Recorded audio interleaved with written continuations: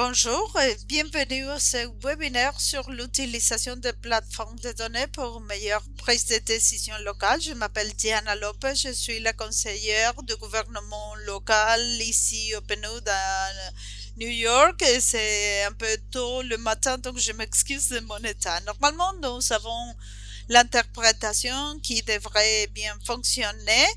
Il doit y avoir de l'interprétation en espagnol qui sera disponible dans quelques instants. Quelques informations administratives. Nous allons enregistrer ce webinaire. Normalement, c'est à travers nos YouTube. Nous invitons le participant à mettre des commentaires, des questions à travers le chat qui le modérateur utilisera.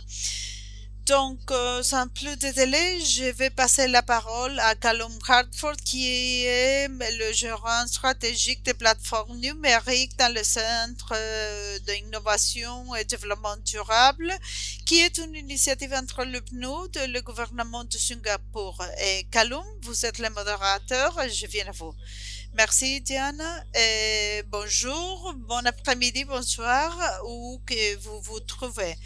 N'hésitez pas à vous présenter dans le chat et nous allons prendre des questions dans le chat. Et donc, n'hésitez pas à les mettre tout au long de la discussion. Je vais commencer à partager mon écran et à vous donner quelques contextes sur les données à travers les villes du monde. Je vais présenter quelques contextes des villes où je travaille. J'espère que vous êtes en train de voir mon écran. Ok, je vois que Dana fait signe de la tête.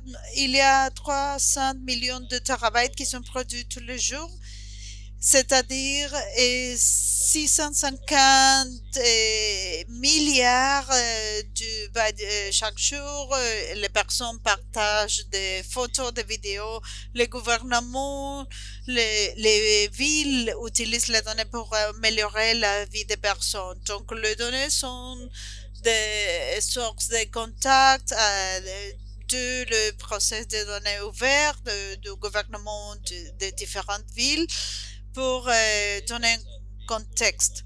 Nous savons que les données reçoivent le nom de pétrole, sable, or, de l'eau, mais dans ce sens, nous considérons que c'est comme le sable qui nécessite de quelque chose d'autre pour ajouter de la valeur. Mais les données peuvent avoir une valeur incroyable, mais pas tout à fait si nous ne l'utilisons pas correctement. Donc, nous donnons du soutien aux institutions pour garantir que la prise de décision soit améliorée.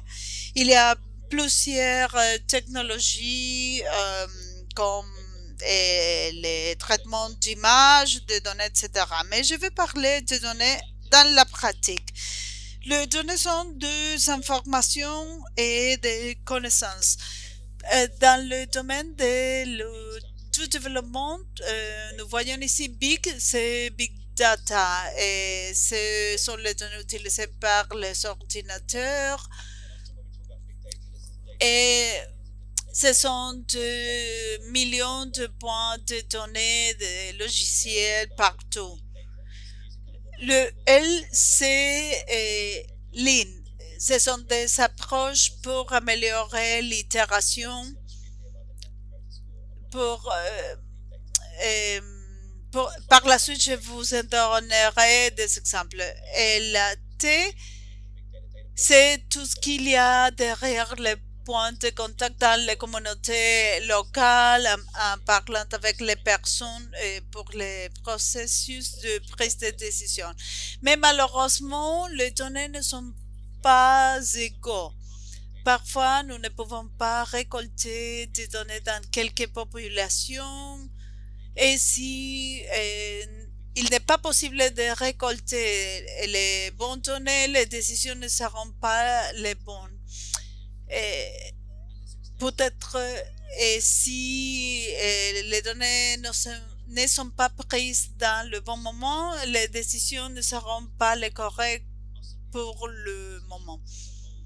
Donc, il y a tout un cycle de vie qui doit être inclus dans la récolte de données. Et moins de 20% du pays ont de l'infrastructure moderne comme des centres et en plus, seulement 8% de données sont demandées par des innovateurs, par exemple le GIS ou les transports sont les données ouvertes par les villes. Il y a aussi des questions de qualité. L'intelligence artificielle exige de données de haute qualité.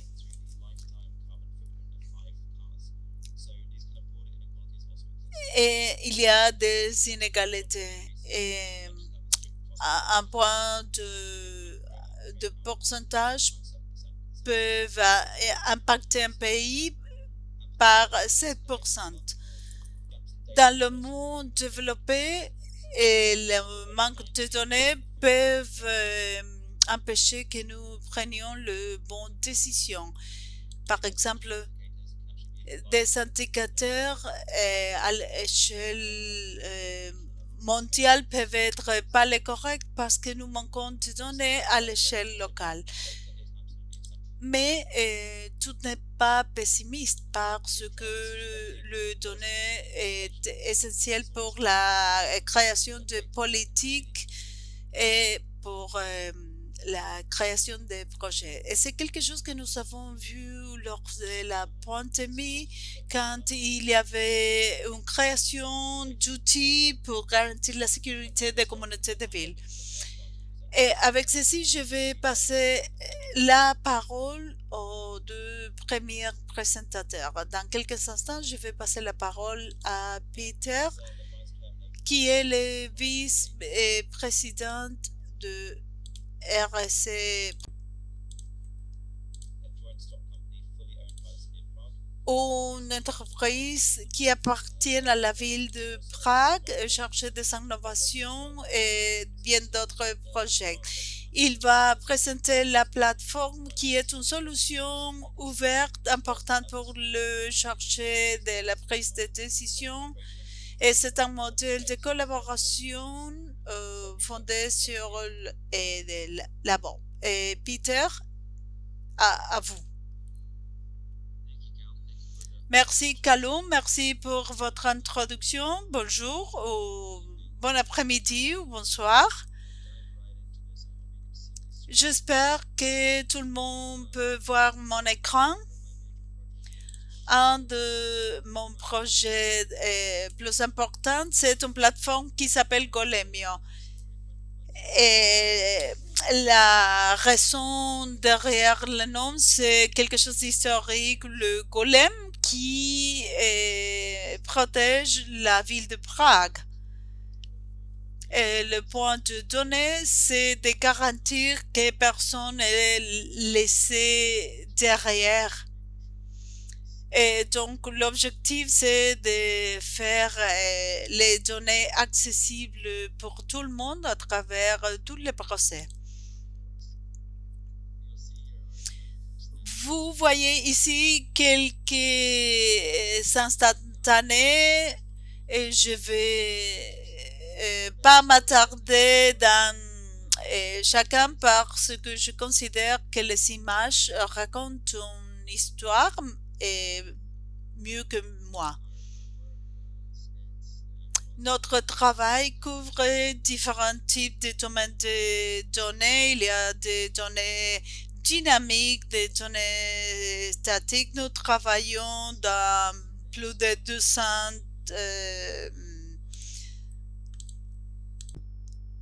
tableaux de bord.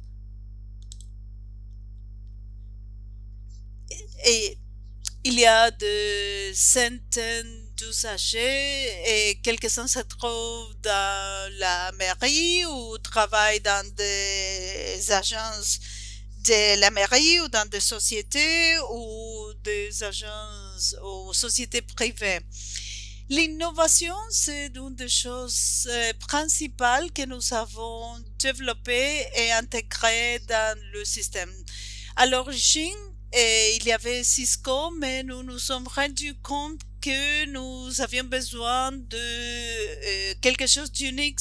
Donc, nous avons développé notre propre plateforme. Nous avions une équipe de 28 personnes qui comprenaient de développer, des front-end développés, des managers. Nous travaillons tout près de nos clients pour les fournir le type de service qu'ils cherchaient. Notre architecture est très modulaire. Tout est développé dedans et notre approche consiste à agréger et récolter une grande quantité de données et les mettre à disposition si possible. Nous sommes chargés d'opérer les stratégies de données ouvertes et nous avons publié le catalogue de données ouvertes qui s'est transformé dans le standard national. Nous avons fourni des données fondées sur le client pour la prise de décision à l'échelle de notre première ou principale partie prenante qui est la ville de Prague. Nous avons pris des données de garage, de gestion de résidus, de données de Airbnb, par exemple, l'utilisation d'Airbnb. Et nous avons partagé des recommandations avec la ville et pour Airbnb pour éliminer le facteur externe négatif. Notre système est source ouverte et nous avons quelques fonctionnalités Microsoft. Nous devons gérer l'accès avec des données très confidentielles, mais notre système est code ouvert et je peux vous partager notre code ouvert et vous pouvez l'utiliser pour votre ville. S'il serait si facile, bien sûr, mais notre principal client, c'est la ville de Prague, donc 80% de nos projets sont avec ces villes, mais nous travaillons avec d'autres agences et nous avons publié des données et l'intelligence artificielle est utilisée par 500 usagers. Par exemple, nous avons Google Maps qui montre quand il y a un bus ou le métro qui vient en retard et cela est affiché presque en temps réel d'une façon plus précise. Comment nous avons bâti la plateforme de données? Pour nous, les personnes se trouvent au cœur. Donc, la technologie est un outil qui va nous aider à les amener dans un endroit spécial. Nous avons un tableau de bord incroyable, mais sans usagers et ça n'a pas de sens. Donc, nous demandons tout le temps quels sont vos soucis. Donc, nous avons développé cette plateforme pour adresser les soucis des usagers. Et les données sont pas le moyen pour un but, mais un but. Et le bénéfice, c'est d'avoir une équipe de développeurs et d'architectes. Nous avons des experts certifiés Scrum. Nous faisons de l'exploration de pilotes. Nous rapprochons des clients existants ou nouveaux avec de nouvelles idées d'exploration. Je vais me plonger par la suite dans le plateforme parce que cela nous permettra de voir. Vous voyez ici le tramway qui a un retard de 7 minutes. Et parfois, vous avez de l'information sur la raison pour laquelle le subway est en retard. En plus, s'il est accessible aux personnes handicapées ou s'il y a le service Wi-Fi, il y a beaucoup d'informations pour les rendre si confortables que possible. Et cela nous montre tout un aperçu de la ville de Prague. Euh, que- Quelque chose d'autre qui est positif et que vous avez euh, de, de l'information prise de Google Maps et cela est intégré à Google Maps. Ici, vous voyez une carte de points de récolte pour les résidus recyclés. C'est une récolte dynamique et cela veut dire que si vous faites une récolte en demande, l'empreinte carbone augmente parce que vous aurez deux points séparés.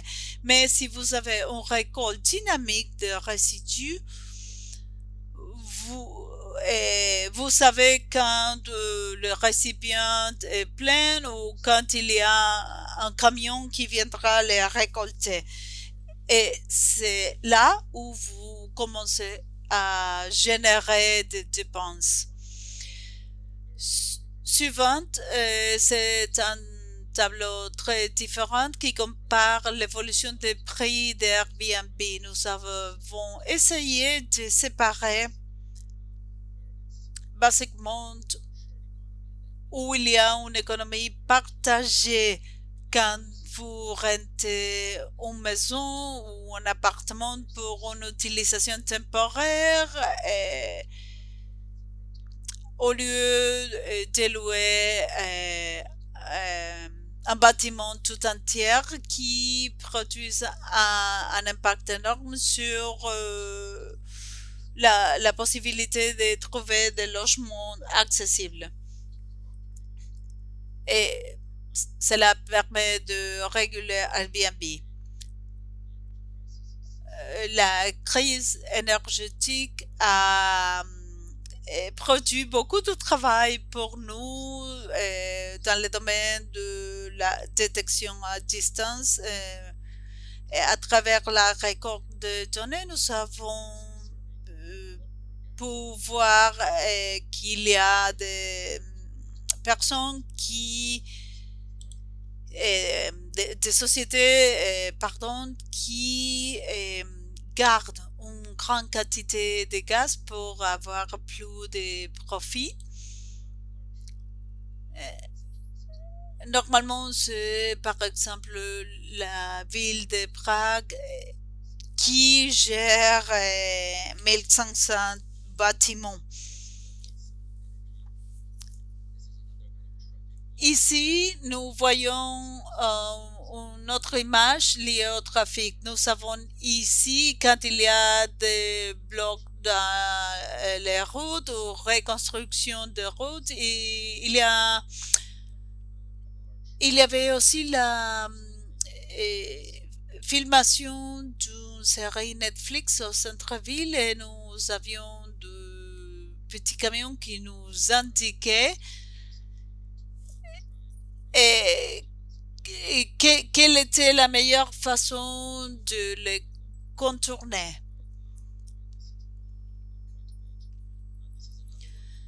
Ici, nous voyons un autre. Je suis sûre, vous savez que les villes ont accès gratuit aux données de Waze et cela leur permet de calculer combien ils prennent de prendre un taxi du centre-ville jusqu'à l'aéroport et cela crée un terabyte et, et nous savons, et grâce à ces données, combien cela va nous coûter de prendre un taxi du centre-ville à l'aéroport.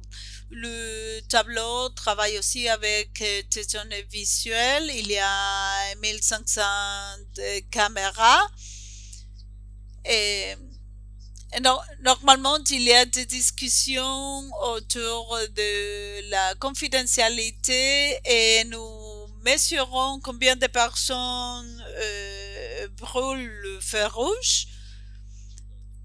Mais surtout dans la crise Covid, nous faisions attention s'il y avait des personnes qui étaient tout proches les uns des autres. Et cela nous a permis de contrôler et résoudre les problèmes. Voilà une autre façon de résoudre les problèmes pour les personnes qui montent à vélo. Nous savons à quelle heure de la journée les personnes utilisent le vélo dans une direction ou dans l'autre et quel est le stress sur l'infrastructure. Et cela nous permet de planifier pour la mitigation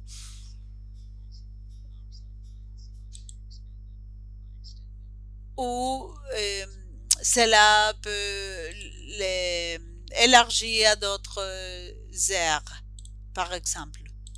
Ce tableau sont très utiles pour soutenir la mobilité à bas niveau du carbone.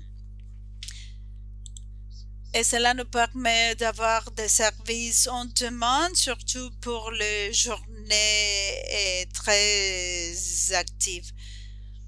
Et nous avons deux tableaux qui s'occupent de services sociaux. Et si vous savez, si vous avez postulé pour des maisons seniors et que vous attendez les autres deux, cela veut dire que tout cela centre toutes les applications et vous ne devez pas continuer à attendre dans les autres et cela permet de libérer l'espace et cela aide au service social. Encore une fois, quelque chose de pertinent, nous voyons ici la quantité de personnes auxquelles le permis de résidence sont alloués liés à la guerre de l'Ukraine. La ville de Prague a une grande demande de réfugiés et il y a 26 000 étaient des femmes, 90 000 étaient des enfants.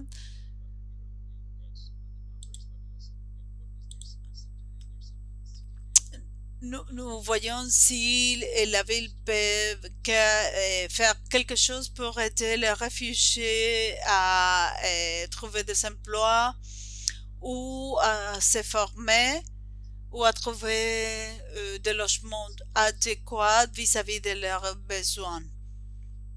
C'est pour cela que ces tableaux sont utiles. Et cet aperçu, c'est pour vous donner une idée de ce que nous avons fait à la ville de Prague et je suis à votre disposition pour prendre vos questions. Merci de votre attention. Merci, Peter. Très, très important. J'ai vu quelques questions avec lesquelles je reviendrai vers vous.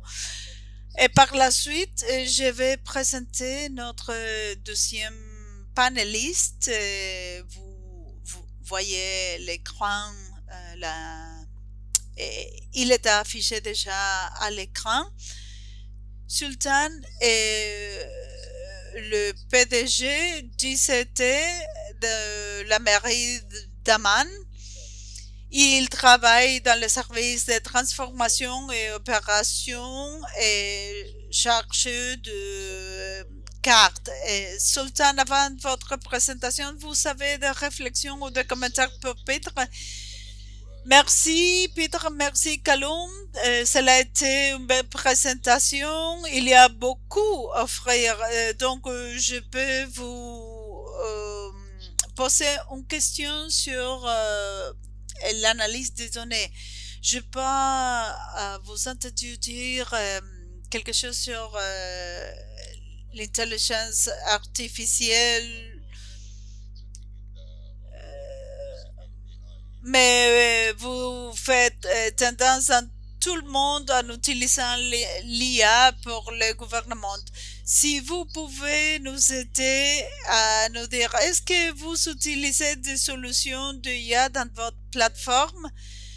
Oui, nous l'avons utilisé pour quelque temps déjà. Parfois, ces tendances technologiques déterminent ce que nous faisons et je pense qu'il est important de le prendre en considération. Et parfois, l'IA, c'est pas la technologie à résoudre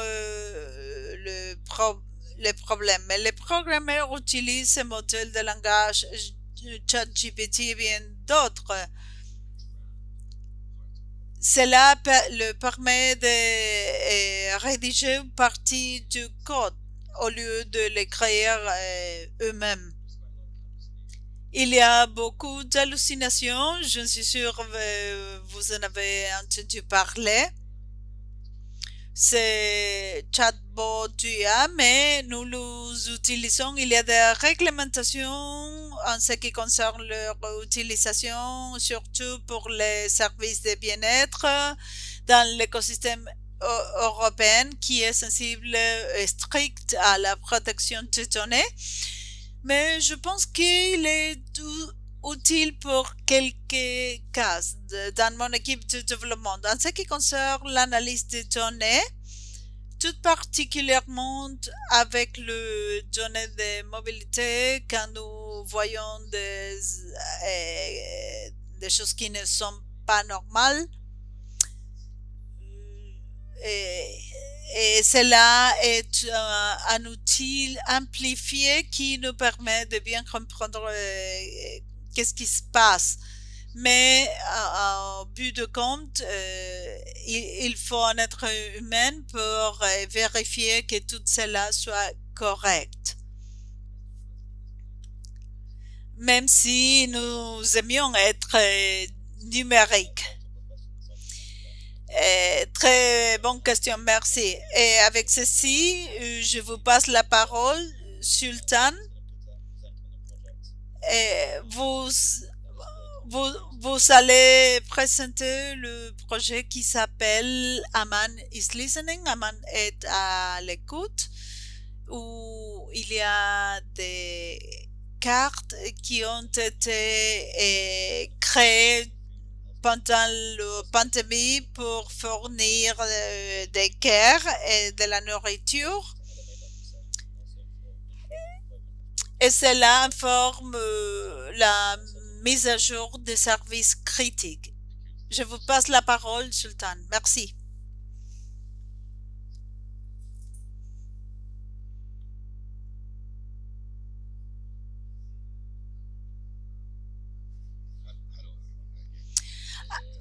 Bonjour à tout le monde. Pourquoi la plateforme s'appelle-t-elle Amanis Listening? C'est online, mais elle a la possibilité d'avoir des cartes d'accessibilité interactive. Comme vous le savez,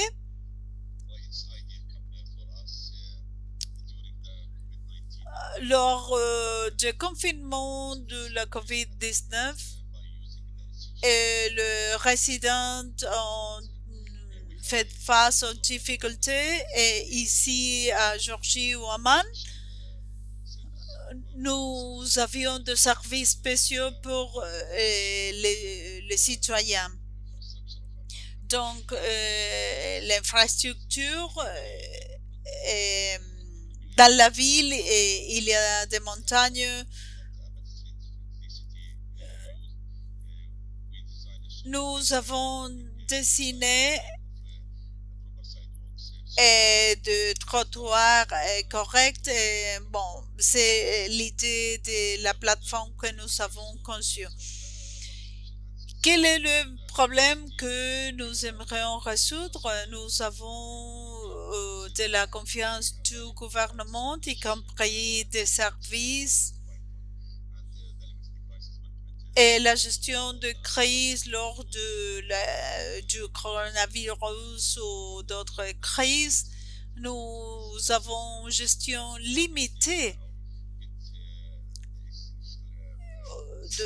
de services significatifs. Donc, nous avons des cartes interactives d'accessibilité pour améliorer la résilience.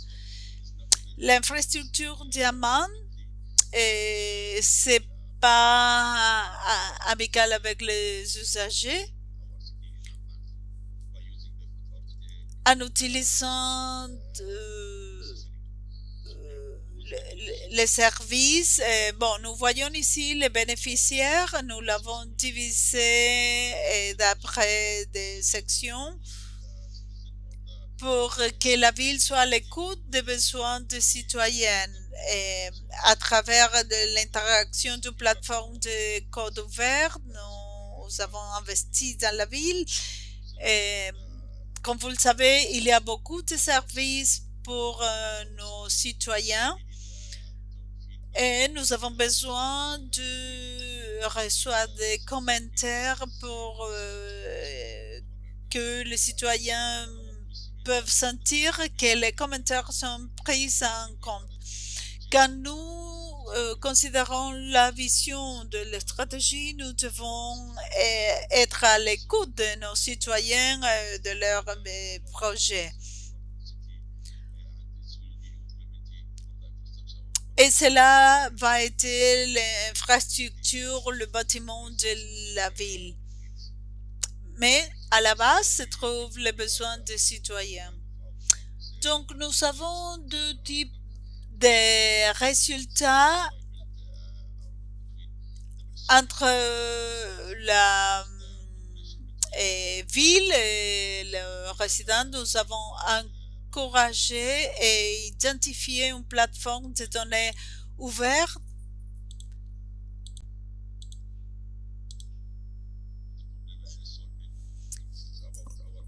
Il s'agit de résultats à court terme, mais pour les résultats à long terme, les diapositives de l'Institut sont ouvertes. Il y a des commentaires, des feedbacks en cours. Et comme vous le savez, nous avons beaucoup de crises en Moyen-Orient et nous avons le gérer en donnant des données pour les citoyens. Si nous avons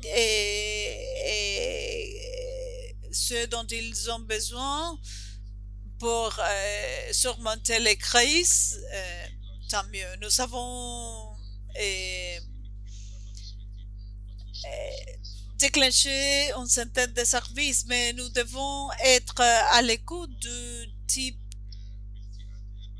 de la capacité des citoyens de marché, par exemple. En ce qui concerne les ODD, notre comité pour les ODD se concentre sur le nouveau logement accessible. Parmi les plans à long terme, il y a de la visibilité des cartes internationales à main et être à l'écoute, y compris le carte intelligente de la ville. Et cela inclut beaucoup de projets sur le contrôle du trafic intelligent et les lumières intelligentes de la ville. Nous ne pouvons pas servir nos citoyens comme il faudrait, donc dans notre plateforme, nous avons inclus la stratégie pour les prochaines 5 années où il y aura l'établissement d'un laboratoire officiel. Et pour cette raison, nous avons reçu le bénéfice de communication avec le secteur interne et externe et nous allons activer une communauté de voisins et voisines pour être à l'écoute et en comprenant 24 membres du conseil de la ville. Nous pensons que pour réussir, nous devons établir un lien avec d'autres départements comme le Centre de gestion des crises ou le Centre économique royal de la Jordanie. Et nous avons besoin de défense civile parce que cela nous aidera à créer, à organiser le processus. Nous faisons face à beaucoup de défis à Amman. Il y a 3 qui sont les plus importants, le réseau routier et la navigation. Nous avons la récolte des séries de données parce que, comme vous le savez, une ville est différente de l'autre. Le service d'eau et d'électricité n'est pas assez, donc nous partageons des données avec d'autres entités et nous encourageons la participation interactive à travers notre système. Pour l'avenir, nous considérons que les données seront finalisées et une nouvelle base de données va être créée. En récoltant l'équipe technique et le Go Live aura lieu à long terme. Donc, ensemble, nous pouvons créer une réponse de la ville en nous adaptant à l'approche. À travers ce projet, notre ville va passer de l'étape 2 vers la plateforme de Smart Cities. Nous devons être à l'écoute des citoyens pour voir ce dont ils ont besoin, le service pour surmonter des crises et tout ce qu'il faut pour l'avenir. Je vous remercie et si vous avez des questions, je serai ravie de leur répondre. Merci, votre présentation a été énormément intéressante et je reviens vers vous, Peter. Est-ce que vous avez des réflexions au début ou des questions pour le sultan? Oui, merci. Cela a été très intéressant. J'ai 2 questions. C'est plutôt sur la publication des données. Si vous planifiez de publier les données, est-ce qu'il y a un data store ou un lieu où les personnes peuvent s'engager avec les données? Et peut-être cela se traduit dans de petits moyens entreprises. Et, bon, si vous considérez la façon numérique de travailler des sujets spécifiques. Merci. Merci, Peter.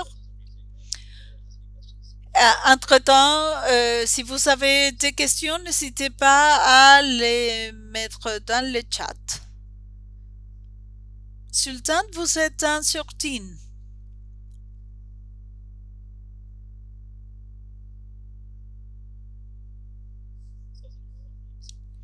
Vous êtes en sortie, Sultan. Oh, désolé, nous avions un souci avec l'électricité, donc j'ai dû tout fermer. Mais je suis là si vous avez des questions. Oui, Peter, est-ce que vous voulez le répéter? Ok, allons-y. Allons-y, j'ai 2 questions. L'une porte sur la publication de données et si vous considérez développer une plateforme ou un data store pour le genre des données pour que vos citoyens et résidents d'entreprises peuvent en bénéficier et s'il y a une façon de s'engager avec les personnes. Et l'autre question, s'il y a une façon de participer d'une façon numérique et non numérique pour les personnes. Merci, Peter.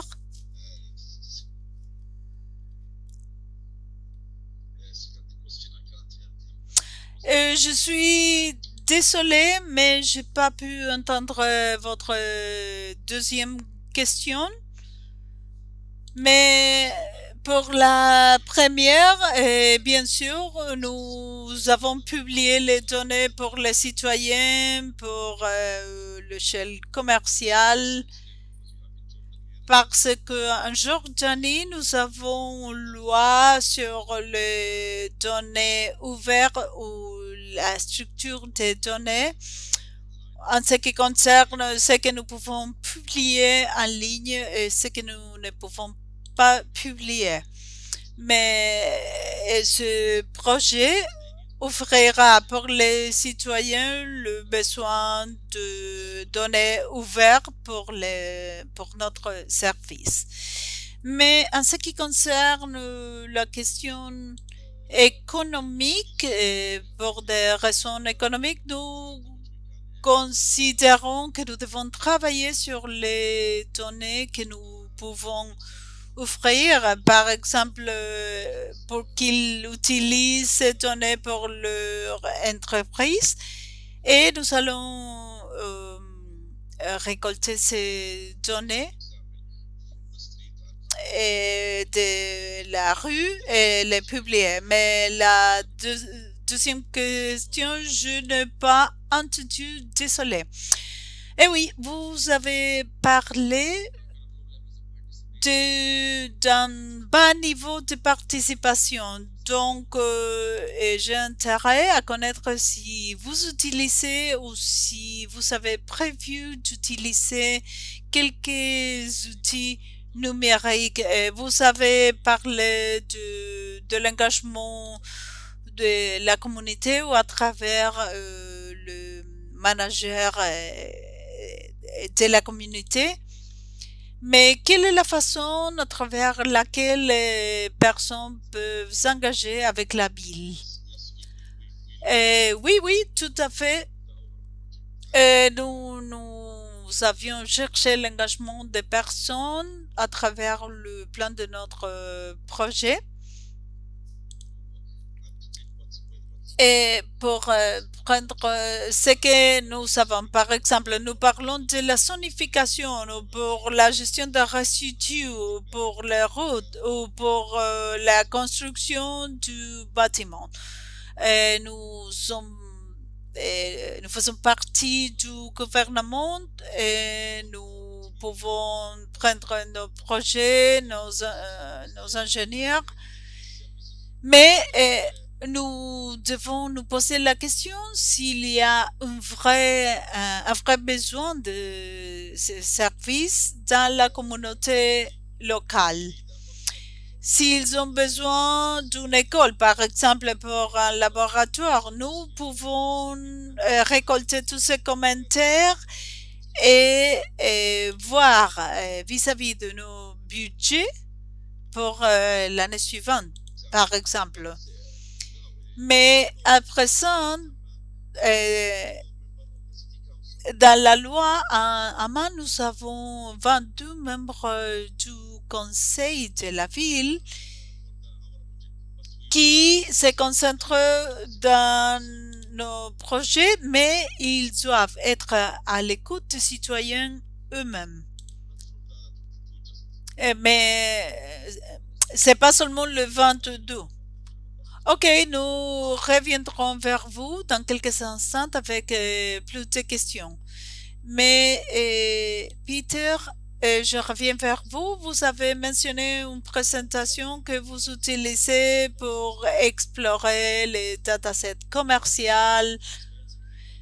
Et je le sais par expérience qu'il est parfois difficile de récolter des données du secteur privé parce qu'il y a une question de confidentialité, etc. Donc, comment faites-vous pour bâtir ces liens avec le fournisseur de données du secteur privé? Oh, ok, Salom, désolé. Non, allez-y.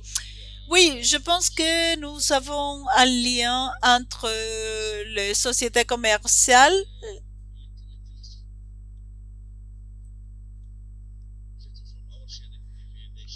S'ils partagent leurs données avec nous, par exemple, un fournisseur de services téléphoniques.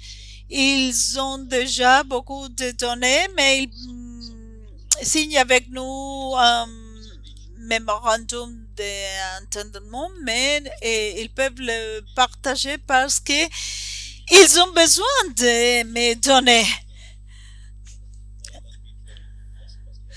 Ok, la réciprocité mutuelle est très importante. Merci, Sultan. Peter, à vous. Oui, c'est difficile parce qu'il y a des sociétés qui sont prêtes à partager leurs données. Par exemple, si nous considérons les données sur la mobilité avec une pénétration d'une façon moyenne, et il est bien parce qu'il vous donne le données gratuitement. Nous avons travaillé avec Mastercard aux données d'opération et cela dépend encore une fois du type de travail. Avec Airbnb, il est impossible. Donc, ce que nous faisons, c'est d'avoir un modèle où il y a une publication avec les propriétés et l'ubication. Pour nous, cela veut dire beaucoup plus de travail, mais du point de vue stratégique, il est important. Nous n'avons pas de collaboration officielle, mais à travers ces petits morceaux, nous pouvons en faire beaucoup. Mais je pense qu'il y a un changement avec le secteur public-privé. Nous voyons que les sociétés privées sont plus prêtes à partager avec nous parce que cela leur permet d'amplifier ou élargir leurs services.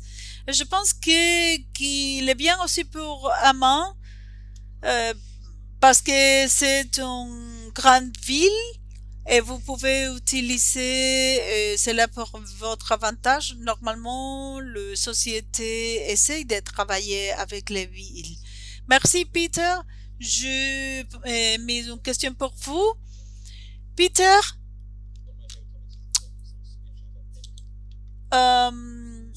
une des questions préférées pour moi, c'est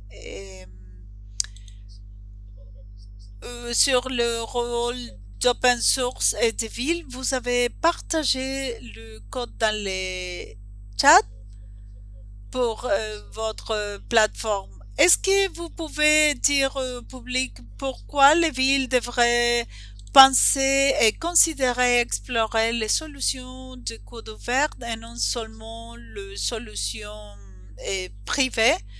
Oui, et nous étions dans cette situation où nous utilisions Cisco, mais nous nous trouvions dans cette situation où nous voulions ajouter d'autres fonctionnalités.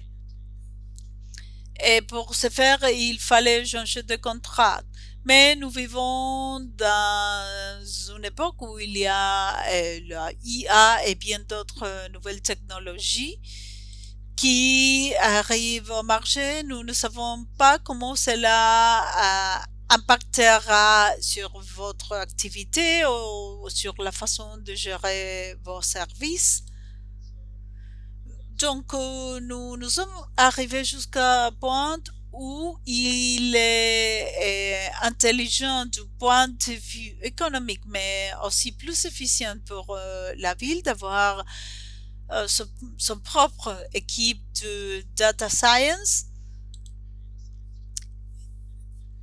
et, et sa propre plateforme de données. Pour ce faire, et, nous ne devrions pas nous trouver dans une situation bloquée avec un fournisseur ou avec Microsoft ou un écosystème d'Oracle ou quoi que ce soit au Cisco. Nous devrions avoir notre propre système qui devrait être si ouvert que possible et il devrait se fonder sur une collaboration ouverte, mais il devrait être aussi partageable.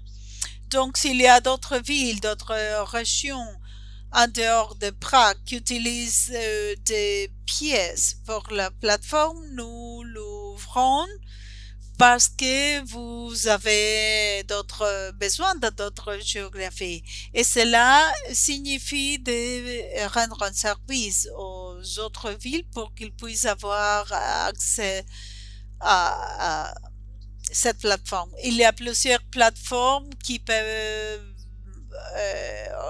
organiser leur propre équipe ou créer leur propre plateforme. Mais ceci dit, et il y a des parties qu'elle ne peut pas faire dans la source ouverte. Et nous utilisons Power BI pour le tableau de contrôle. Il faut payer pour quelque chose, mais je dirais que 95% de la plateforme est code ouvert. Et je pense que c'est le chemin à parcourir vis-à-vis du secteur public. Il, il, il, il y a une question pour tous les deux panélistes. Donc, je reviens vers vous. Tout d'abord, Sultan. Et si vous avez des questions, des soucis de connexion, Sultan, pouvez la lire dans le chat. Donc, nous avons Diana qui demande à tous les deux s'il y a des décisions, responsables de décisions locaux qui utilisent ce système ou qui ne font pas les décisions. Sultan, vous allez tout d'abord.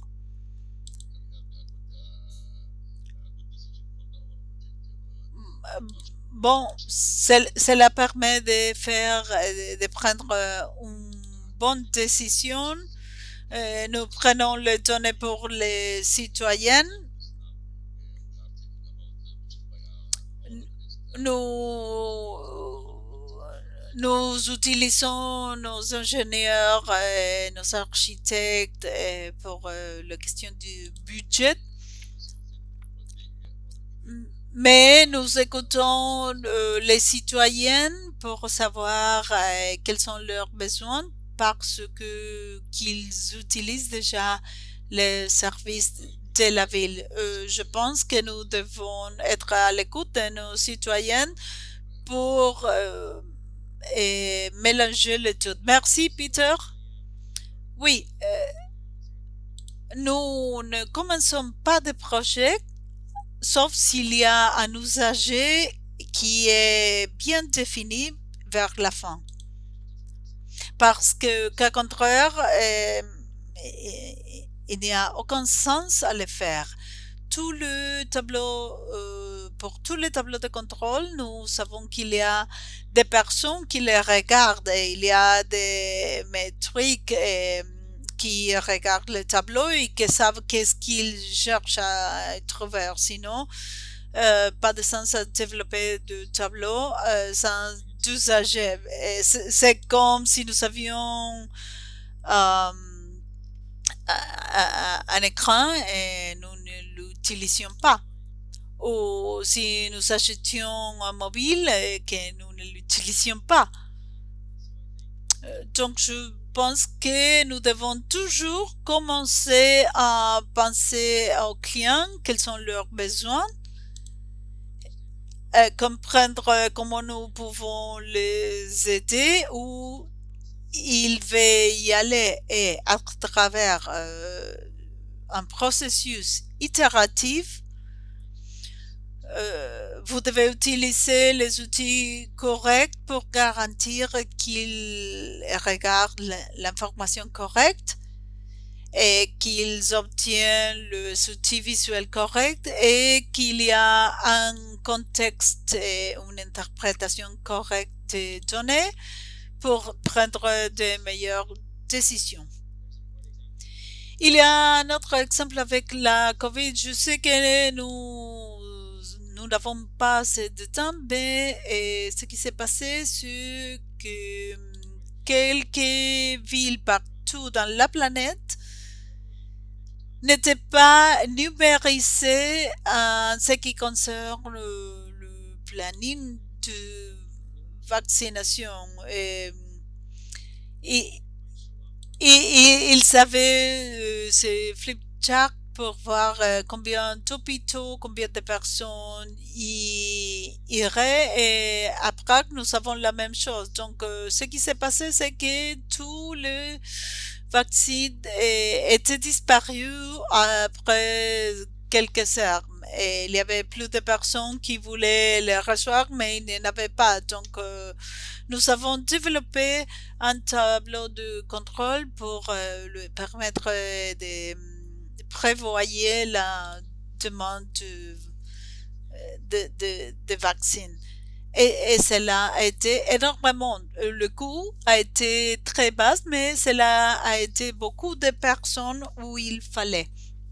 Donc, je dirais que c'est exactement cela, utiliser les histoires de données derrière les crises pour résoudre un défi spécifique. Merci, Peter. Sultan, il y a 2 questions dans le chat pour vous. Donc, l'une porte sur l'utilisation de choses telles que les satellites et les données aériennes. En ce qui concerne l'utilisation de ces choses, est-ce que vous signez des contrats avec des agences internationaux?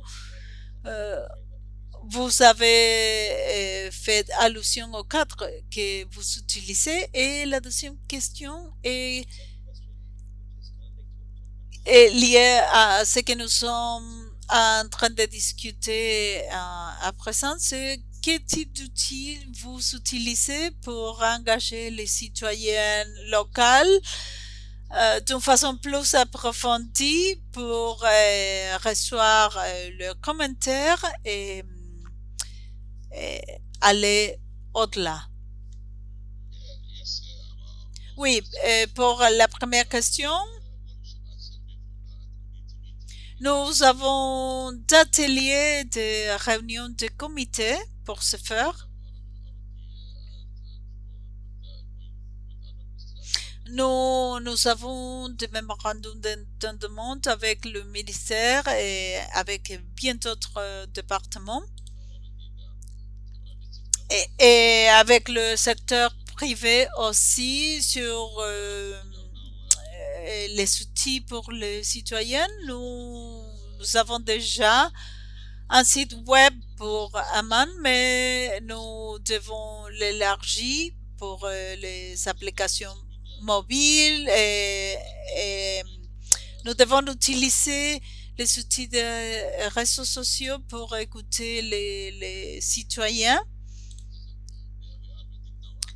Et après ça, nous sommes en train de créer un nouveau site web sur la technologie qui sera ouvert au lancé au marché le mois prochain. Et pour les applications mobiles et aussi pour les outils de réseaux sociaux. Merci. Nous nous rapprochons vers la fin, mais je vois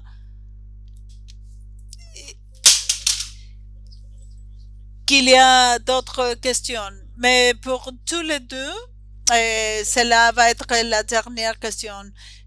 J'ai adoré le titre de votre programme. Aman is listening. Aman est à l'écoute parce que qu'il s'agit d'un excellent titre. Mais pour tous les deux, quand vous étiez à l'écoute et que vous engagiez avec vos populations, quels étaient les sentiments ou quelles étaient les données qui vous avaient surprise? Sultan, vous allez toute première? Oui. Nous considérons qu'Aman is Listening est un projet avec beaucoup d'idées, beaucoup de travail, parce que nous avons pensé aux besoins des citoyens et nous avons pensé qu'il s'agirait d'un projet à 300. Merci Sultan. Peter, quand vous avez utilisé des données en écouter le résident, le citoyen, les membres de la communauté, quelle a été la chose qui vous a surprise? Nous avons toute une flotte de véhicules électriques, de voitures électriques et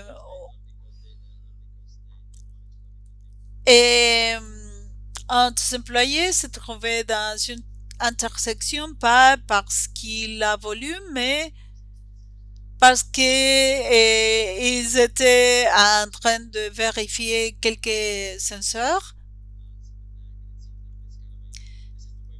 et apparemment c'était la façon d'être à l'écoute. Mais en ce qui concerne le feedback, nous ne devrions pas nous garer à l'intersection. Mais la critique constructive est toujours importante. Mais sérieusement, une des choses plus intéressantes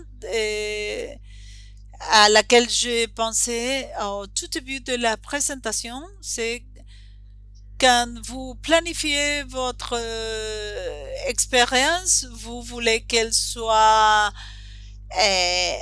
intéressante.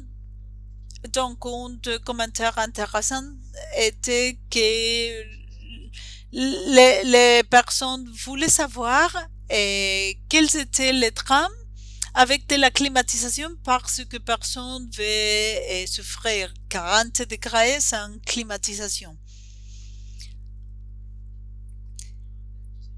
Et cela aide à améliorer l'expérience parce que cela vous permet de planifier le trajet au travail ou chez vous. Et pour quelques personnes, cela était perçu comme quelque chose de luxe, mais cela nous a permis d'améliorer notre service. Merci, Peter. Ok, le temps s'écoulait, je vous remercie. Vous avez parlé de votre expérience. C'est que nous avons entendu parler du données, c'est pas numérique, mais c'est offline. C'est analogique. Il s'agit de bâtir des liens avec le fournisseur des données, avec les autres,